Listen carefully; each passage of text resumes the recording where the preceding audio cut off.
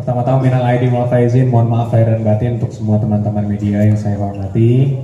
Di sini saya perkenalkan dulu, saya sendiri Yakub Putra Sibuan. Di sebelah saya ada Prof. Firmanto Laksana, ada Bapak Rifai Kusuma Negara dan Bapak Andra Reinhard Pasaribu. Jadi mungkin langsung kita mulai saja. Pada hari ini terima kasih kepada teman-teman media semua sudah hadir. Pada hari ini kita ada beberapa hal yang ingin kita sampaikan, bahwa mengenai khususnya berita-berita di luar sana yang sedang ramai di sosial media mengenai tuduhan-tuduhan kepada Bapak Joko Widodo mengenai ijazah beliau yang dituduh palsu. Jadi pertama-tama kami sampaikan dengan tegas dulu bahwa tuduhan-tuduhan mengenai ijazah palsu Bapak Joko Widodo adalah tidak benar dan itu sangat menyesatkan. Ijazah Bapak Joko Widodo ada, asli, dan sudah jelas dikonfirmasi oleh pihak Universitas Gadjah Mada sebagai instansi yang berwenang. Itu juga sudah disampaikan oleh Dekan Kehutanan dan juga Bapak Rektor sendiri sudah mengkonfirmasi hal tersebut.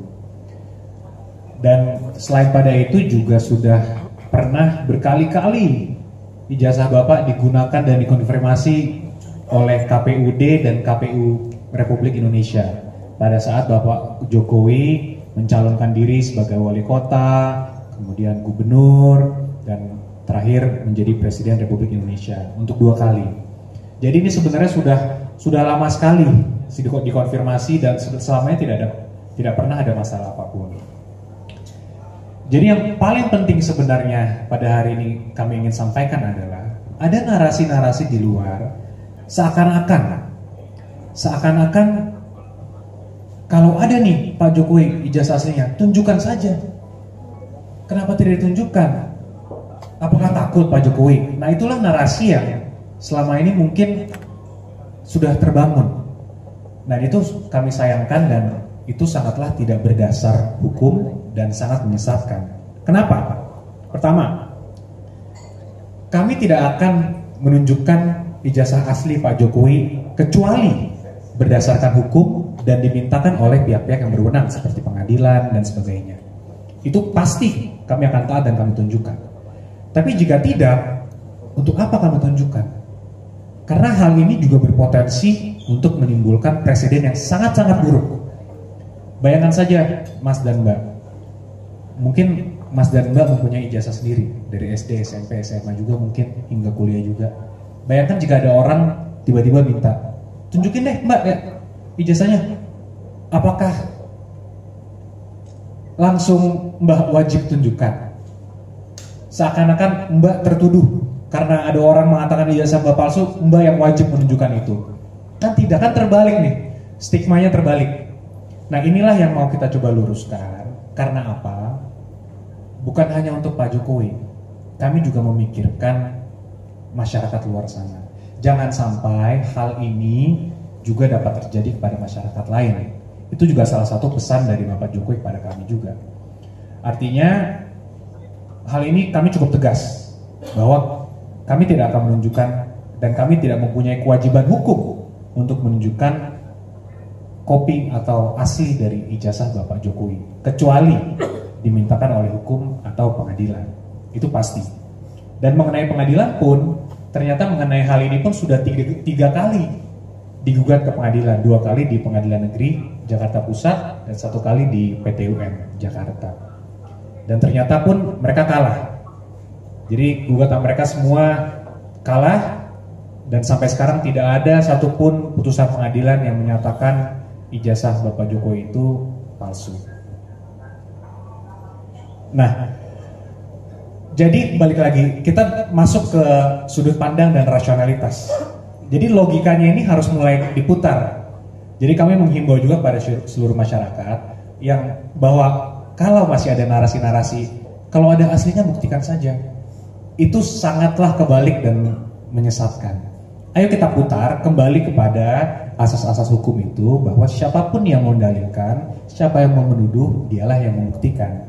Nah itulah poin penting yang sebenarnya ingin kami sampaikan. Kami himbau juga mungkin masyarakat kalau untuk masyarakat yang memang fasih dan paham di bidang hukum, kami juga yakin sebenarnya sudah paham. Tapi mungkin ada netizen atau ada teman-teman luar sana yang belum paham. Di sini kami sampaikan lagi bahwa beban pembuktian itu adalah dari penggugat. Siapapun yang mendalilkan, dialah yang wajib untuk membuktikan.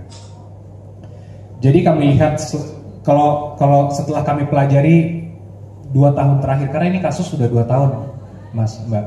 Dari 2023 sudah ada narasi itu, sudah ada gugatan itu juga, dan sekarang sebenarnya case close, putusan sudah berkekuatan tetap juga.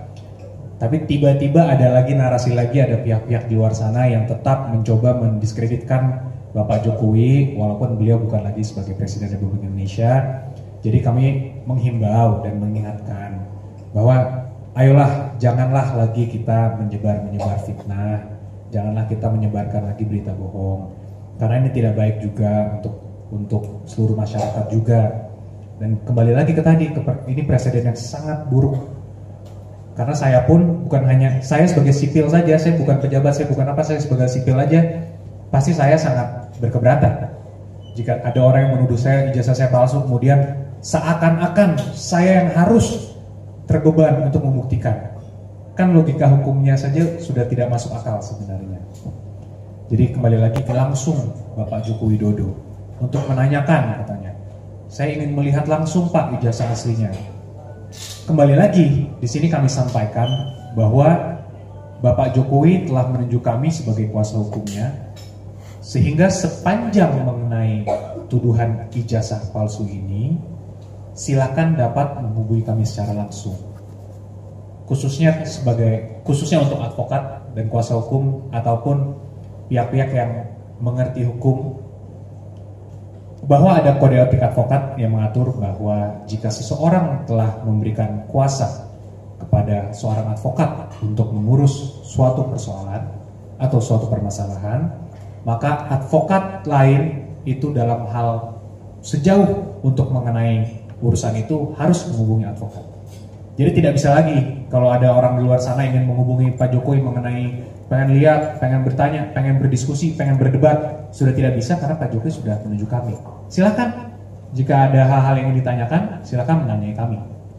Kami dengan senang hati untuk bertemu, untuk berdiskusi.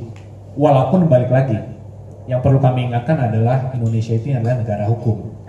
Ya, jadi kan dalam hal ini kan kita melihat ada mens rea. Kalau udah kita sampaikan, Bapak juga sudah sampaikan secara terbuka, lembaga yang berwenang, tadi sampaikan KPUD, KPU pusat, kemudian rektorat, dekanat, sudah menyampaikan semua secara baik, secara terbuka.